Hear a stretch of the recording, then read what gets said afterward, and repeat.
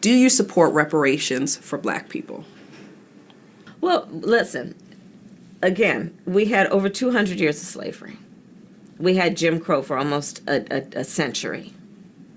We had legalized discrimination and segregation, and now we have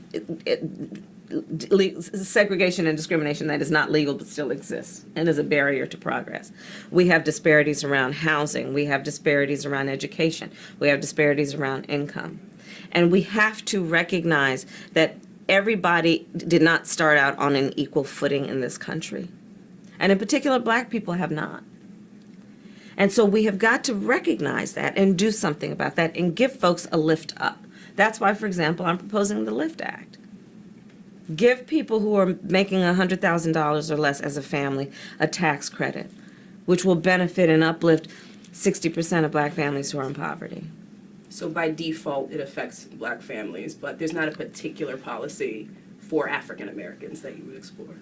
But no, if you look at the reality of who will benefit from certain policies, when you take into account that they're not starting at the same place and they're not starting on equal footing, it will directly benefit Black children, Black families, Black homeowners, because the disparities are so significant.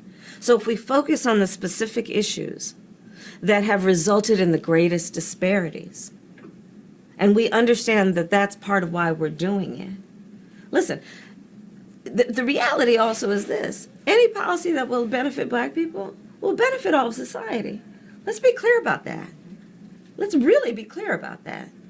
So I'm not going to sit here and say I'm going to do something that's only going to benefit Black people. So I'm not going to sit here and say I'm going to do something that's only going to benefit Black people. So I'm not going to sit here and say I'm going to do something that's only going to benefit Black people.